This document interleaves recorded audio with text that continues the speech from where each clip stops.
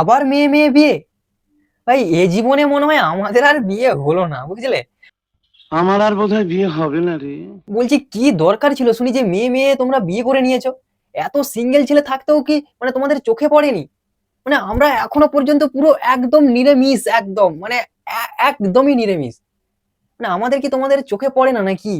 কি দরকার ছিল? এমনিতেই ভাই মেয়ের যা সংকট, তারপরে তোমরা মেয়েরাই নিজেরাই বিয়ে করে নিচ্ছ। ভাই ছেলেরাও কোনো দিকে মানে কম না, কখনো দেখি ছেলেরাও নিজেরা বিয়ে করে নিচ্ছে। কি করবে ভাই এরকম যদি মেয়ে মেয়ে বিয়ে করে নেয়, এমনিতে মেয়ের সংকট, তারপর তো ছেলে ছেলে নিজেরাই এমনিতেই বিয়ে করবে। না ছেলেরা বিয়ে করেছে তাদের না হয় লাঠিতে মানে চামড়া লাঠিতে লাঠিতে যুদ্ধ হবে, তা তোমাদের কিসে যুদ্ধ হবে শুনি একটু। আমি বলুম না, আমার শরম করে। আচ্ছা আমার এই নিষ্পাপ মনে একটা কোশ্চিন আছে। আচ্ছা এরা ফুলসজ্জার রাতে কি করবে? কারো যদি জানা থাকে একটু কমেন্ট করে বলবে তো এরা কি করবে।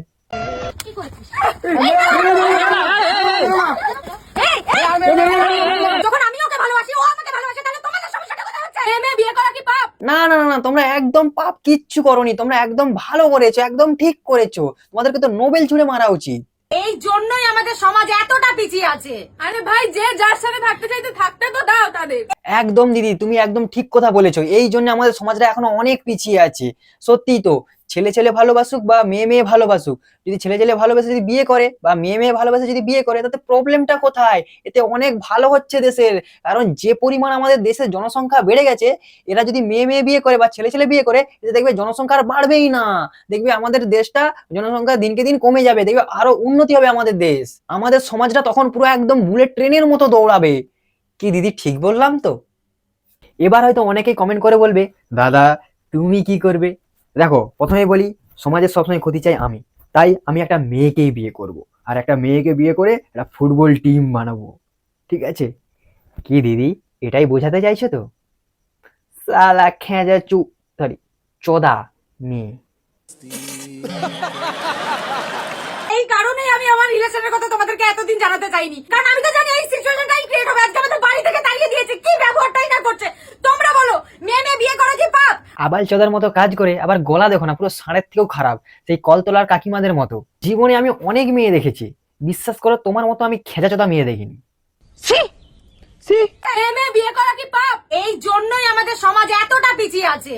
সালা আবাল চোদার মতো ভিডিও বানিয়ে এদিকে সমাজের ভালো মারাচ্ছে এখানে, সালা সব ভেড়া চোদার দলগুলো। ছেলে মেয়ে নির্বিশেষে যে যাকে ভালোবাসে তাকে একটু ভালোবাসার সুযোগটুকুনি দাও, তোমাদেরকে হাত জোড় করে বলছি। এই দিদি কিন্তু একদম ঠিক কথা বলেছে। চাবিতে তালা না ঢুকিয়ে তালাতে তালা ঢুকাও, আর চাবিতে চাবি ঢুকাও। হ্যাঁ, চাবিতে তো চাবিও ঢুকবে না, আর তালাতে তো তালাও ঢুকবে না। ব্যাপারটা কি হলো? সব গড়বড় হয়ে যাচ্ছে কি ব্যাপার? হ্যাঁ আমি জানি না, আমার মাথা ফাথা পাগলা আছে, এদেরকে দেখে সত্যি এদের এবার হচ্ছে মেন পয়েন্টে আসি।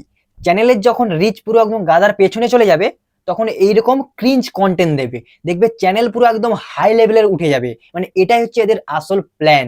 ভিউজের জন্য এরা যা ইচ্ছা নোংরামি করতে পারে। মানে সোশ্যাল মিডিয়া সোশ্যাল নেই, পুরো একদম পোঁদ মেরে দিয়েছে এসব কিছু ক্রিঞ্জ কন্টেন্ট ক্রিয়েটর। লাগালাগি চাষ আর দেখা দেখির বাস, কারণ যার সাথে মেশে সেও তো এইরকম। তার যখন চ্যানেলের রিচ ডাউন হয়ে যায়, সে হচ্ছে 3-4টা বিয়ে করে নেয়। আসলে যে তার কটা বিয়ে তার নেই ঠিক, মানে এখনো পর্যন্ত আমি কনফিউশন আছি তার আসল কটা বিয়ে। আর সে করেছে, এ করবে না তা বললে হয়? এরও চ্যানেলের রিচ ডাউন হয়ে গেছে, এবারে বিয়ে নিয়ে ভণ্ডামি শুরু করে দিয়েছে। কারণ গুরুদেব করেছে, সরি গুরুদেব না, হচ্ছে গুরুদেব। গুরুদেব করেছে, আর আমি করবো না তা বললে হয়? আমাকেও তো করতে হবে, তাই তো আমি মানে শিষ্য। সরি, অনেক খিস্তি দিয়ে দিলাম। মানে কি বলবো বলো তো, এরা এমন ভিডিও বানায় না, বিশ্বাস করো মুখ থেকে শুদ্ধ ভাষা বেরোই না। কি করবো বলো, ওই জন্য একটু হালকা করে দিয়ে দিলাম, ডোন্ট মাইন্ড। ভিডিওটা যদি ভালো লেগে থাকে, তাহলে মনের সুখে এই ঢ্যামনা চিতি, সরি ঢ্যামনা নয়, ঢেমনি চিতি মেয়েটাকে একটু খিস্তি দিয়ে যাও। ঠিক আছে?